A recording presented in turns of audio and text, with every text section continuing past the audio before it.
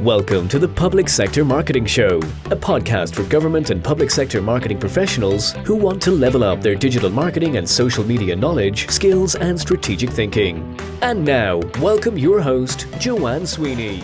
Hello and welcome to episode 12 of the Public Sector Marketing Show, where today I talk about data-driven marketing. Data is the new oil, and did you know that the most lucrative companies in the world and floated on the stock exchange are now companies that have data as their oil source? So how can we turn data into our advantage for communications and also inform better digital marketing tactics? Well, in this show, I want to talk to you about, what actually is data-driven marketing and why do government and public sector need to start engaging and using the data that they have instead of being afraid of it? How data-driven marketing works in practice. And I interview a Google colleague of mine, Rob Thurner, who's been working on digital transformation with government and public sector in the Middle East. Now, Rob and I know each other as co-facilitators working with Google's Digital Academy, where data-driven marketing is in fact a really big topic. So if you want to learn more about the concept of data-driven marketing, or in fact, if you want to step up leaning into digital, stay tuned.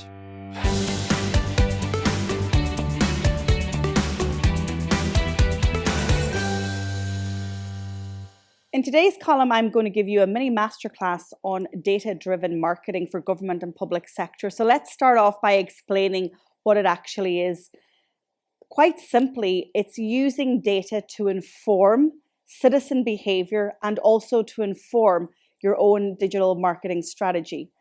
Data has been around forever. Advertising agencies and traditional media organizations have been using it to sell advertising space, age, gender, and the location of listeners or viewers. But as we step into the digital age, we can get more granular with our data. And this allows us to understand behavior and interest and even contextual data. And this is what I mean by data-driven marketing, actually informing yourself of the behavior, the interests, and the context and the environment in which we're operating before launching any communications campaign. When it comes to social media, I talk about social listening and understanding that data. The other thing that we need to know about data-driven marketing is that it is done in compliance with data regulations, and here in Europe, GDPR, and we know that we're going to have similar legislation in other countries across the world to safeguard the citizen when they are online.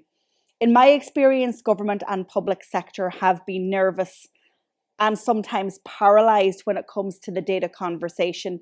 Number one, perhaps because they don't understand the concept. Number two, because maybe they don't have a single view of all their data. They don't have a data management platform.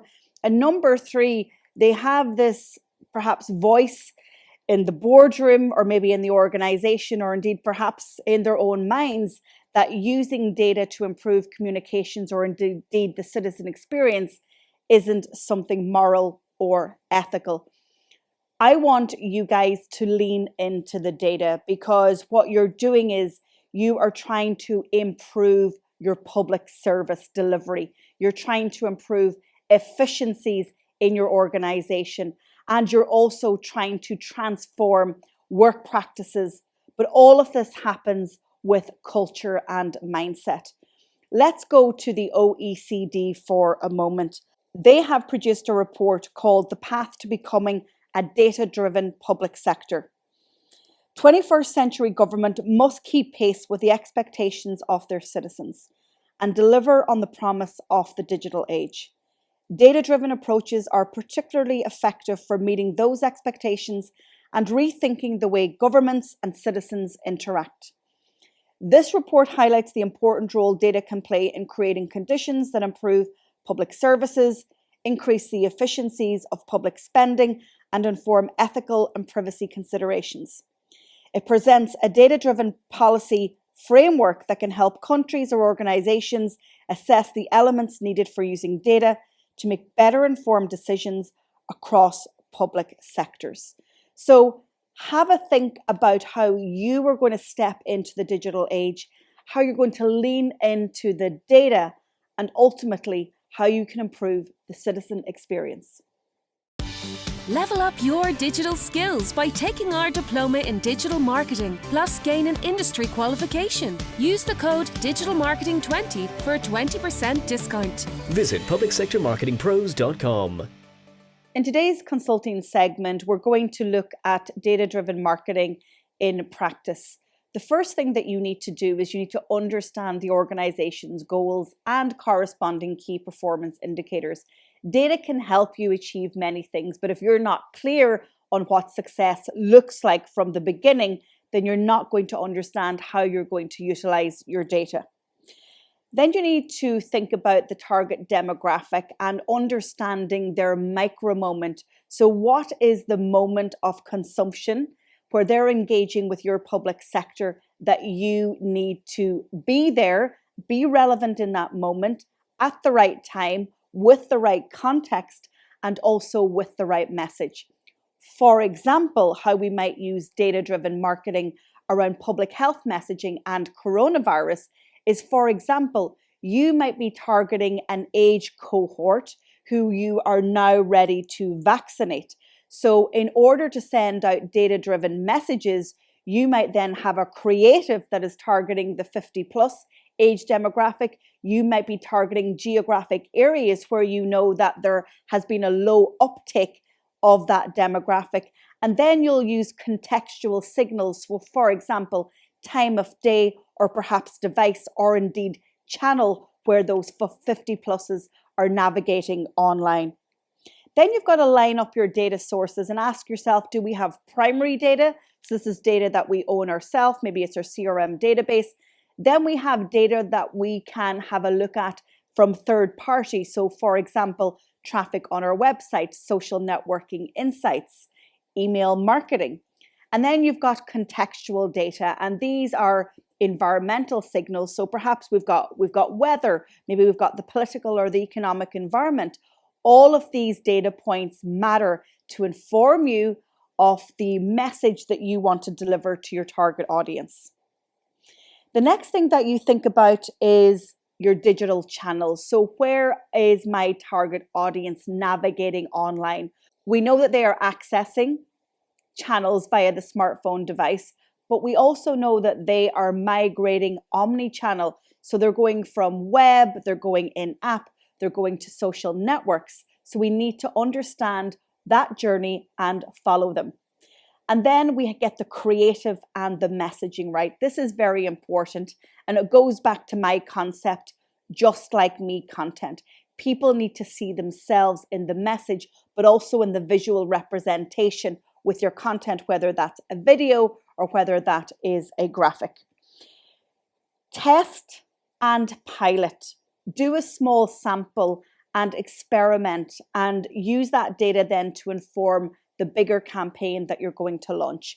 When you do that, then it's time to scale. And of course, you can scale with PPC, paid for pay-per-click advertising across Google and indeed the social networks, and you can use retargeting.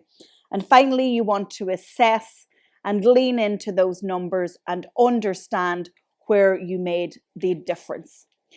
I have developed a data-driven marketing framework or infographic for you guys, and I have it here. And what it is it's allowing you to understand a bit better how communication success can be achieved by leveraging data. So at the first instance, we're thinking about how streamlining communications allows us to work more effectively internally. We can personalize messages to target groups. That leads us to providing an improved citizen experience. We're optimizing our audience segmentation. Remember my 50 plus, my 50 plus audience that want to get vaccinated. We are optimizing the segmentation so that the relevance of the message lands with them. But also what we're doing is we are optimizing our marketing spend. We are getting a better return on our marketing dollars, pounds, or euros. So why are we using data? We're using data to drive goals of the organization. We're using data to inform our marketing spend. Where should we be directing our budget for greatest return?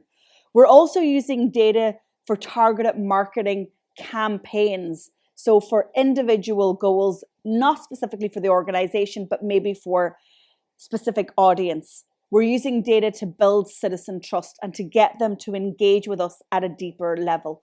And ultimately, we are using data for behavioral change. All of this will help you with efficiencies by using automation, scaling your results when your sample or your pilot performs really well. The citizen will have a better experience and a better relationship with you, and ultimately a better delivery of public services. So transformation is challenging, transformation is painful, but I can tell you transformation is absolutely worth it for you, but ultimately for the citizen experience. A one-stop shop digital marketing and social media resource. Join our membership academy for 12 months. Access a library of how-to videos, template strategies, and organizational policies. Monthly live coaching. Attend webinars with subject matter experts. Meet and network with public sector pros from across the world. Use the code MEMBERSHIP20 for a 20% discount. Visit publicsectormarketingpros.com. I'm delighted to be joined by a colleague today, Rob Thurner, who is a digital transformation specialist working with government and also private sector as well. Rob is the CEO of Burn the Sky Digital, and we know each other from Google's Digital Academy, where we are co-facilitators, and we actually run data-driven marketing labs for Google's clients. So Rob is a digital strategist and facilitator, and he specializes in digital transformation, customer journey mapping, agile innovation, user experience, web optimization, and mobile marketing. He works with government clients to develop the skills and capabilities their teams need to thrive in the digital age. And in this interview, he gives us great examples of how governments and public sector agencies across the world are transforming digitally and who are definitely leaning into the data. So, Rob, thank you so much for joining me on the show. Hi, Joanne. It's great to be with you today. Really looking forward to our chat. So you and I know each other as being co-facilitators at Google, but you've got to let our listeners and our viewers know a little bit about you and your experience in digital transformation. Yeah, so it goes back a little while, I have to say.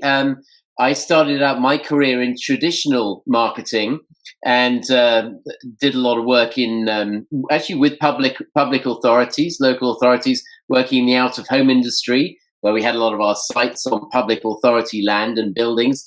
I saw the writing on the wall, jumped into digital probably 15 years ago now, set up a mobile agency, and we did a lot of work with the COI, the British Central Office of Information, running a lot of public awareness programs around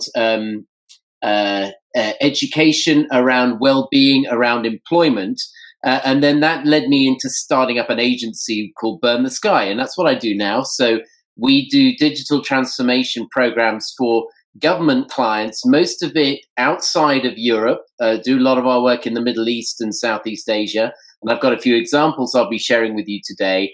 And of course, yeah, we met on the Google program. So we're both Google facilitators, and we've kind of learned our trade, I guess, from the best, you can say, Joanne.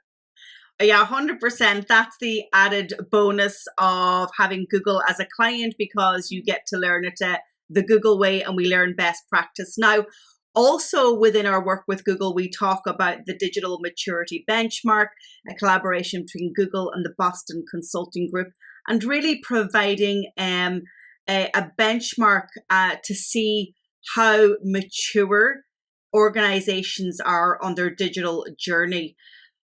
How would you describe government? Where do you think they sit on that barometer?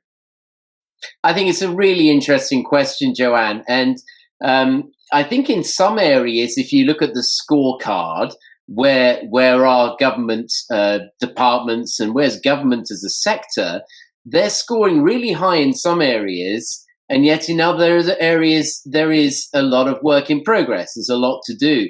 So I think where government clients do well is clearly they have access to a vast amount of data. And we've got to think it's accurate data. When you consider the national census, I just went through this myself with my 3 daughters looking over my shoulder only last weekend.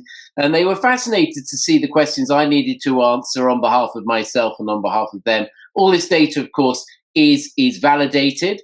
My passport, my driving license, my tax, all of my government-related data are centralized. And so there's a very important area where having citizen data is an area where the government is ahead in many ways. It's obligatory. However, if I look down the scorecard, I would say there are definitely areas for improvement, most notably in the area of automation. How much of that data is captured and shared in an automated way? I'm going to talk to you a little bit later about one government client we've had some very interesting engagement with that is considered to be the e-government exemplar in the world. Estonia, they've done some phenomenal work there. We'll talk about that a bit later. And in that case, they're able to capture data and automate the use of that data by other parties, other third parties, other departments, and indeed partners in the ecosystems of which they are an important part. And then when it comes to attribution, which is figuring out how we can engage our citizens, our businesses, and our partners and attribute the value of data across the journey, I would say there's still quite a lot of work to do there. So given that they have access to the data, and that might be the envy of the private sector, what is the barrier to mastering the attribution piece and the automation piece? What's stopping them then? Well, I think it's in some ways it's a cultural issue.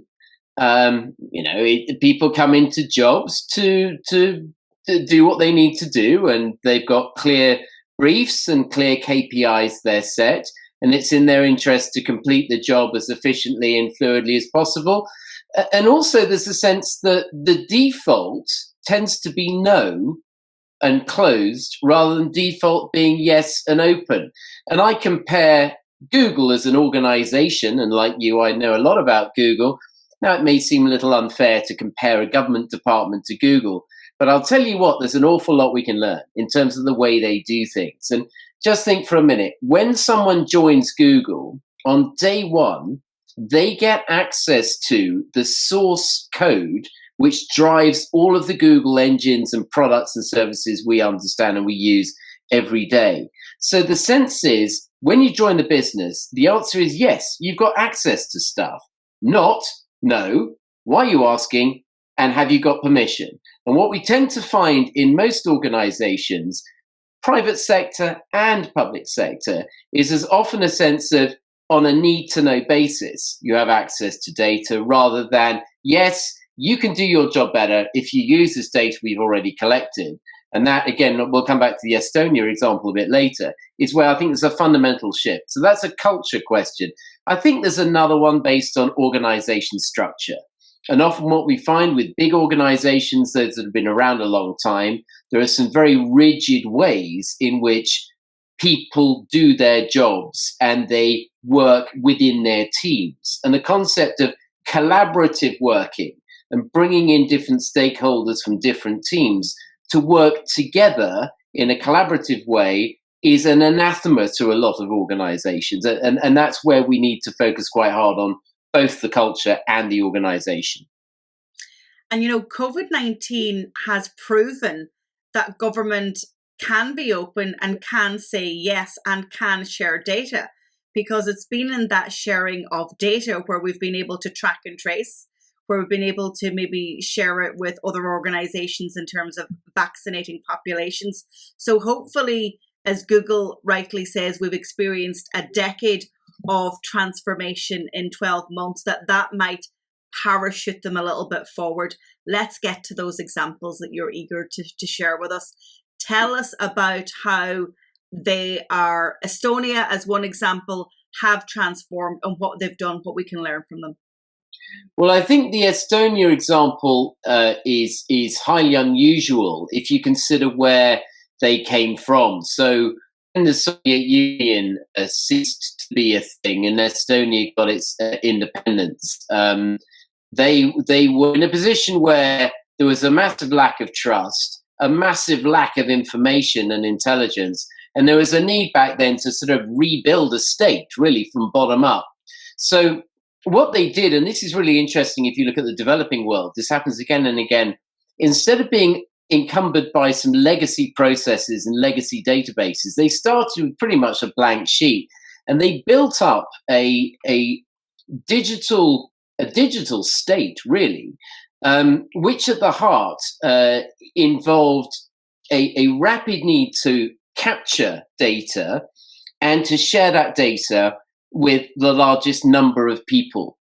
They built this principle called once only, and there's an excellent YouTube video. If you haven't seen it, I'll be happy to share with you, Joanne.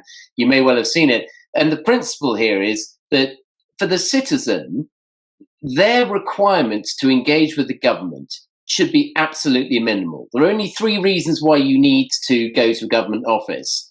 One is to announce a birth or a death.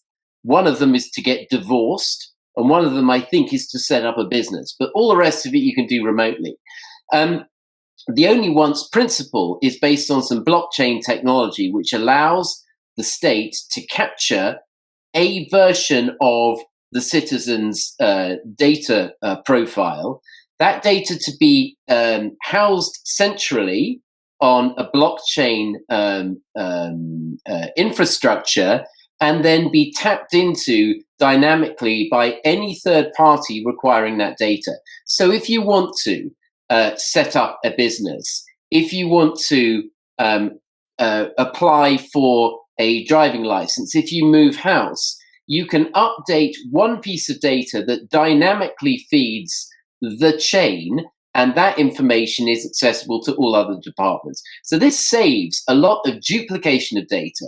It saves massive inefficiency with people having to be asked the same information twice, which is annoying for the citizen.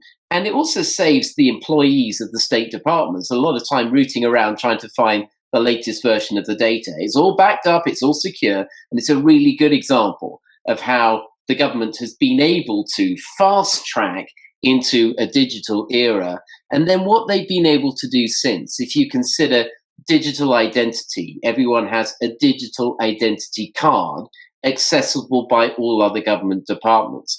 It's what they call a data embassy. So all of this data is securely saved, indeed backed up, and taken offshore should there be any disaster within the state. So it's secure and it's backed up. And an e-residency service, which means that people in the state and also outside the state are able to access this data remotely and in real time. And I've got to tell you, having just run a very detailed 12-week program with a government department in Saudi Arabia, in the Kingdom of Saudi Arabia, they were open-eyed about the way in which this database had been compiled and the way in which it is accessed by other departments, saving a huge amount of time, driving a lot of efficiency internally, and better services for the citizens. It's a remarkable case study, and we did have an experience in my own country in Ireland here about 18 months ago, 2 years ago, where we were trying to create a digital citizen card, and we got pushback from our data commissioner. And I think there's a huge fear around data, but there needs to be an acceptance that in order to transform and to wholly become a digital first nation and to be more accessible and have better public services, that it all hinges on the data, right? Absolutely right. And it's often said, and I'm sorry to your listeners if this sounds a bit of a cliche, but it really is undeniable that data really is the fuel that powers the digital economy. And there are some interesting parallels with the black sticky stuff, oil, of course. On the one hand, taken at source, it's very difficult to work with. However, if you know how to process it and you can refine the data, it can be hugely valuable in ways that you may not otherwise realize. I think the fundamental difference, though, is that unlike oil, which is a depleting resource, getting ever more scarce and unpopular in so many ways, the scarcity of data is not a thing at all. There's more and more of it being created. And I think the skill is for every organization and at source, government departments who have access to this firsthand for mandatory reasons, there's huge value in this data. If only it can be sourced, consolidated, and then the real value of that data extracted by clever processing and efficient processing. You're absolutely right. Data is the new oil, and the only thing that we have to do to provide evidence of that is to look at the publicly traded companies on the stock exchange, and you will find now that the top ones are indeed companies that have data as their oil. Let's talk about then data-driven marketing, the whole topic of today's show, and how then you can achieve data-driven marketing and what's its role in digital transformation. So this is clearly the question at the heart of every top level board discussion. It's, where are we getting this data from, and are we really extracting the full value of it? And I think at the heart of it, we need to not lose sight of why we're asking the question. And centrally, the question has to be linked to your objective. What is your organization objective? What are you trying to do? Are you trying to drive orders for a service? Are you trying to get adoption for a new product on the market? Are you trying to drive engagement and have more time with your customers? Are you trying to reduce costs by doing things in more efficient ways? So understanding the objective, what you're trying to do, and then breaking that down into what organization behavior are you looking to drive? What are the tasks you're looking to do? So which stakeholders need to be involved in this? And do they have access to this data? And can this be done in changing the way that they do their thing? What processes are they following? How are they working with each other? How are you using automation to replace a lot of the menial, repetitive tasks, which frankly we could all do without, and we could also find a way of doing it in an automated way, which would free up our time to do more valuable stuff, more valuable interactions. I think, Joanne, we'd all love to have a day or two back a week to do more high-value stuff. And actually, the reality is the robots and the automation can do this for us. So it's what the tasks are, the second thing. And then the third thing, I think, is to be very clear that we should be measuring everything we're doing. We should have a clear idea what success looks like. What are we trying to get to? Set some measurable goals. How many new subscribers are you looking to get on board? How many likes are you looking to get, if that's the thing? How many ratings and reviews and shares? And then as you tie it back to your own digital properties, what does that look like in terms of more traffic to your website, in terms of more views of the videos you're creating, in terms of more engagement from other stakeholders? If you're running a platform ecosystem business, how much engagement do you have from third parties? So being really clear about not just that you've got data you can use, but what role is that data going to play, and how's it going to make you more effective, more efficient in what you're trying to do? So we've bought into the idea from a culture point of view of digital transformation. We have access to the data. We are now automating it. How do we get a single view of all of that data? Because big data is great, but it's very difficult to interpret. Well, this is a position when I know you're going to ask me a question later, and I'm going to sort of save up, and I'm just going to see this in your mind now, Joanne. I'm going to just say Nike, and I think you're going to know what I'm saying when I get there later. But to answer the question about how do you go about automation and what are the opportunities, I think it's important to start by identifying what are the opportunities for automation to improve what you're doing. Now, in a digital sense, this may involve being very clear about how you can be driving more traffic and higher converting traffic and bidding on the right sorts of interactions and linking those bids to the right sort of people. Now, we've all got these mobile phones in our pockets. I set up a mobile agency back in the day, and this was even before the first iPhone was launched. If you remember, we had these tiny little buttons. We used to play Snake. Do you remember that game? We used to play Snake. I was showing my kids; they couldn't believe we were playing Snake. But that was it. That was mobile gaming. These tiny screens. What we realized, of course, with one of these devices is we are able to engage with people in so many different ways across their day. Think of the 7 Google products alone, which have over 1 billion active users. 1 billion active users. The search, the Chrome browser, the Maps, the Gmail. We've got Google Play Store.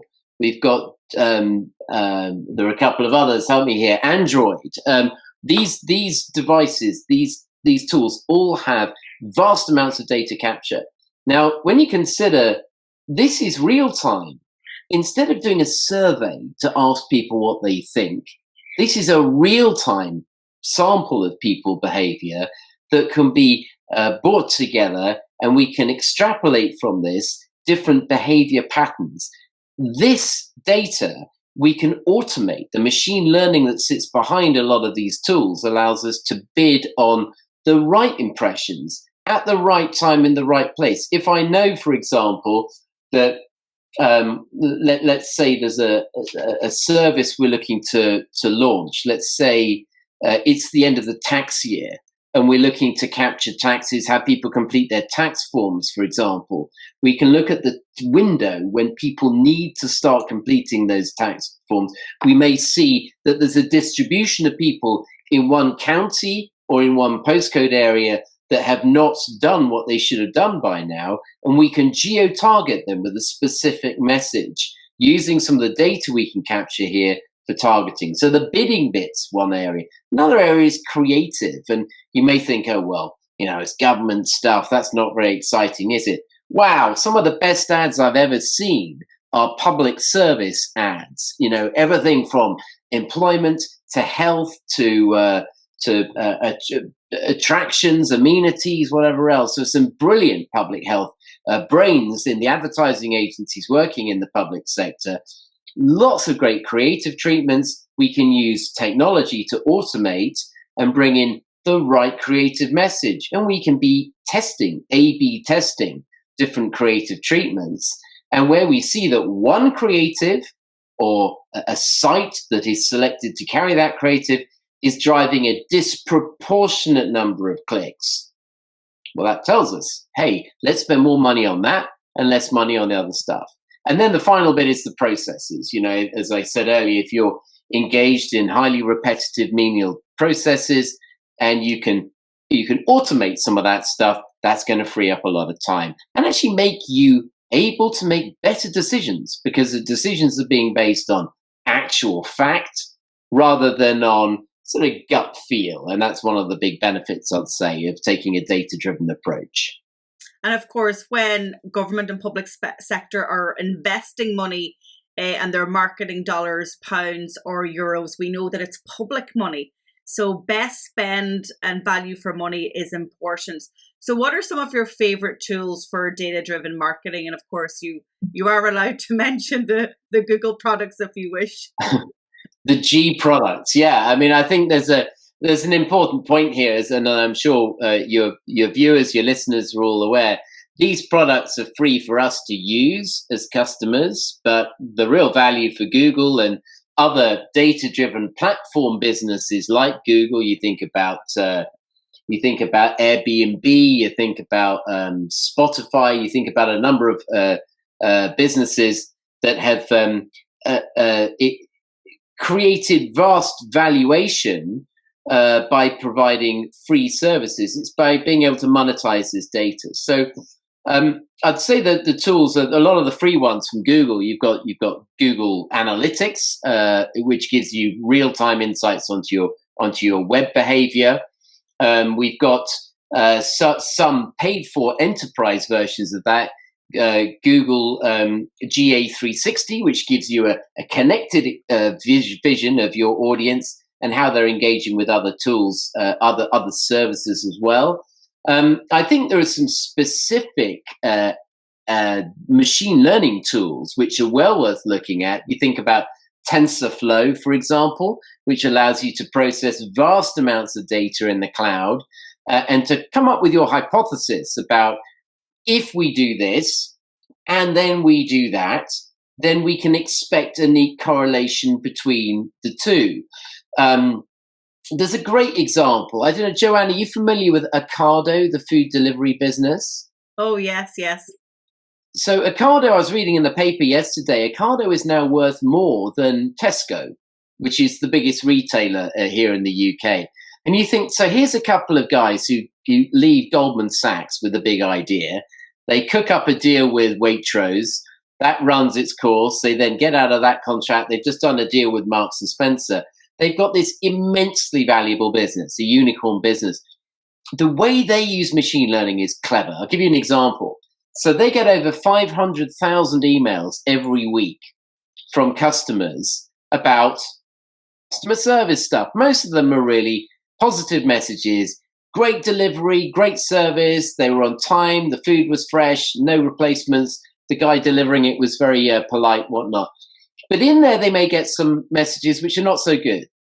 So, it may be that the food was not fresh. Actually, there was a late delivery. Something unpleasant was found in your cabbage, whatever it is. So they'll look for keywords. And if the keywords match up with something which looks like a problem, then those emails are put in a priority inbox and they're dealt with within 60 minutes, where the others can wait for 24 or 48 hours. So using that kind of machine learning, setting rules to look for keywords is a really important way of prioritizing workflow.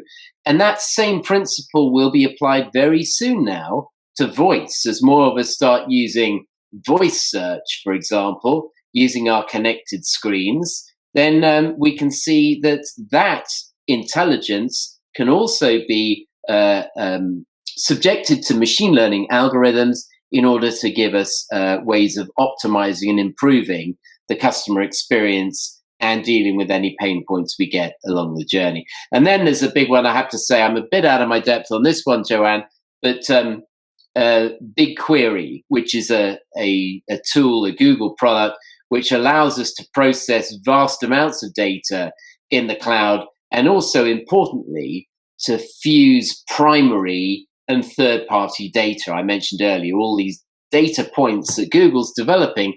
Well, the real skill here is to fuse that together with your primary data to get richer insights about citizens, about businesses, in order to provide ever more personalized and customized services. And if anybody at this point is thinking, my goodness me, the manipulation or the use of data is something that we shouldn't be promoting, let's go back to the why of data. And the why of data for government and public sector is to provide a better, a more efficient, and a more personalized public service to the citizens that you represent. So what skills do public sector marketers need to have in the digital age and to be managing digital transformation and data-driven marketing? Well, I think, Joanne, you and I come from the same place here. We're committed to education. We're committed to helping people on their learning journeys. And we both realize that the speed of change in the digital world is exponential. It really is impossible to know anything. I'm always very suspicious when I hear people say, they know all the answers. No one knows all the answers. We're all on a learning journey together. So I think to answer your question, part of this is actually a mindset shift. I think we're mistaken if we think that knowing the answer is really a possibility. We need instead to have a mindset that is about curiosity. It's constantly asking why, challenging the way things are done, challenging relentlessly assumptions. Assumptions are very dangerous things. So we need to not assume people are the same. People may look very similar on a census. What you realize that, the guy with the tattoos, there's a great Coca-Cola video that demonstrates this point. It's kind of, do you know your customer? And they blindfold these people in a room. I use this for the work we do in the UAE and in Dubai. So there's a bunch of Arab-speaking people in a room, and they blindfold them, and then they identify that actually the people who are talking about subjects, but when the lights come on, are entirely different people. It just opens your eyes to the fact that we are not the same as the people that we may appear to be. The guy jumping out of an aeroplane with a parachute is actually a wheelchair user. The guy giving a TED talk has got tattoos. These people may be very different from the people that they appear from a socio-demographic perspective. So we've got to be constantly challenging our assumptions, being curious-minded, I'd say, and also just be aware that there is no such thing as a completed product or service. Everything is beta. Everything is work in progress. And I've been very interested by how much of the government based, the UK government-based work right now is driven around a skills and upskilling agenda now as we come out of COVID. And when you consider that the number of people whose skills will be redundant rapidly is estimated to be over 1 billion people between now and 2030, according to a report by the CIPD, which I got my hands on yesterday, there are some clear lessons for all of us in terms of how we should, as organizations, be responding to learning and the skills we need. And I would say that the mindset shift really should be matched with a learning journey which is geared around understanding where your organization is at the moment, back to your point about the Boston Consulting Group maturity matrix, but also the individual skills of the people who need to be upskilled. And the Future of Technology and Learning report and the CIPD report I mentioned a few minutes ago provide some really excellent insight into how we can prioritize the learnings that we need and then turn those into ongoing learning journeys. So apart from being irrelevant in terms of our skills or our knowledge, what are the other risks of ignoring data and ignoring digital transformation for government and public sector? Well, I think being irrelevant is that's quite an existential question, isn't it? I'm irrelevant, Sonny. But the point is that we can see that rapidly we as individuals have less to contribute in the meetings in the office when we're talking to people out and about if we're not aware what is going on in the world, how rapidly COVID has accelerated the march to digitization. We've given a few little examples already. I think for the risks of not getting up to speed, it may seem a strange thing to say, but if you have the knowledge and if you're using data, you're de-risking potential mistakes that you make otherwise. And I'll give you an example. It may seem logical if you're launching a new website or a new app to base that on what the people in your office, in your department think you should put in there. But I would strongly urge you to do the opposite. Get outside and talk to people. Talk to people about what they want. Talk to people about what their pain points are. I'll give you an example of a very successful Irish entrepreneur who I've had the good fortune to meet, who runs a business called it's a he's called So I've gone blank. It's called, I've got the app on my phone. It's a greeting card app. And the idea is you can set up and get a reminder to send your loved one a greeting card. The business is very successful because at the heart is the customer. And the entrepreneur in question made a conscious effort to bring in a group of customers into his office every week and give them tea and give them cakes and just get them talking. And what he revealed very quickly was all sorts of fascinating things about what price point they would pay for their greeting card, about how many greeting cards they would buy if it was an easy thing to do on a smartphone instead of having to go onto a complicated website. And indeed, the very terminology and the words used on the website and in the app. And as a result, by bringing them in on a regular basis and getting that feedback, he could massively de-risk building a website which his developer thought he wanted and instead build the website that the customer wanted.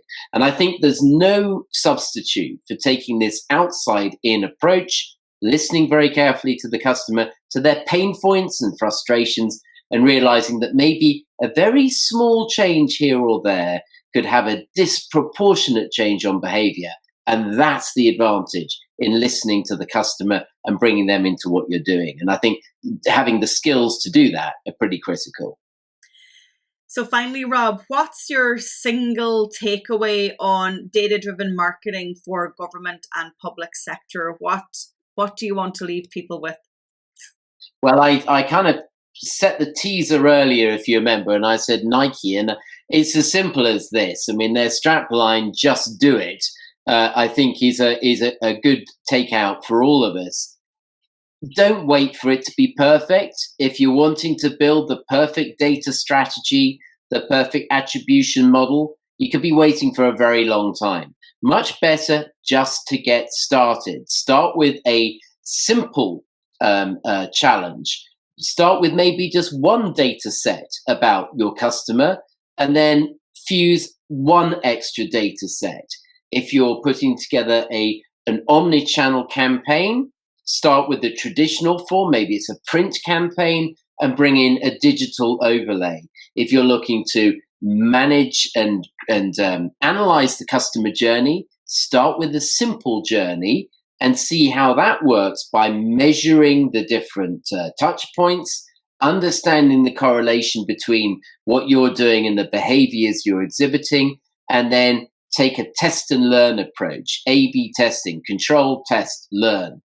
The most successful part of the A/B test, well, that becomes the control for the next thing you test. So it's an iterative, ever-changing process, not dissimilar, Joanne, as I think you'll see to my approach on learning. It's iterative, it's always changing, and it's a continuous process of improvement and optimization.